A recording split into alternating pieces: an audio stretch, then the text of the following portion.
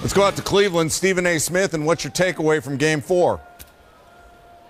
Well, first of all, Kyrie Irving is absolutely sensational as an offensive player. Had 7 3-pointers, dropped 40, did what he wanted when he wanted for most of the night. LeBron James continues to show why he's the best player in the world. Put forth a triple-double, added 3 3-pointers of his own. Kevin Love showed up, 6 3-pointers. J.R. Smith showed up for the second game in a row. And more importantly, Cleveland seemed more hell-bent on saving face and making sure that Golden State didn't celebrate in their building for a second time in 3 years than Golden State appeared to really want it. Kevin Durant appeared to be the only individual for Golden State that really wanted to win and close this series out tonight. Everybody else appeared to be lollygagging. They didn't seem focused. They didn't seem tenacious. They didn't seem nearly as into it as Kevin Durant, and it showed, and I think that's why there's going to be a Game 5. What's your expectation Game 5 Monday?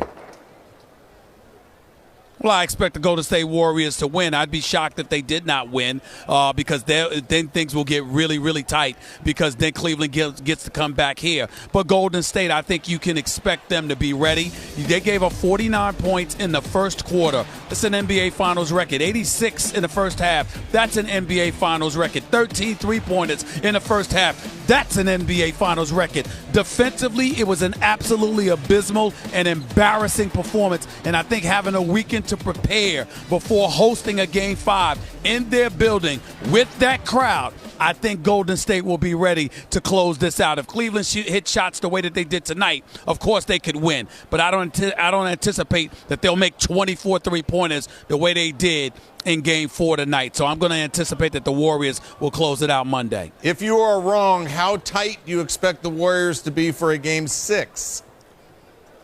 Oh, they will be very tight. And because Cleveland came back from a 3-1 deficit. Now you were down 3-0. They came back 3-1 last year. Now you're down 3-0. And you win 2 games, and then you come back to Cleveland knowing one victory in your building, in Cleveland's building, will force a Game 7 again. That's not a situation that the Golden State Warriors want to face once again. It's one thing if you're going back and forth an entire series.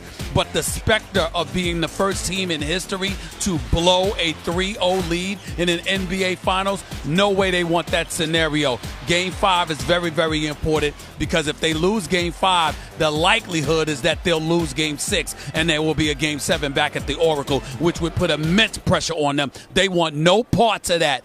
Game 5 will be treated as if it's a Game 7 by the Golden State Warriors on Monday. You better believe that. Any thoughts on Sunday's game in Nashville for the Stanley Cup?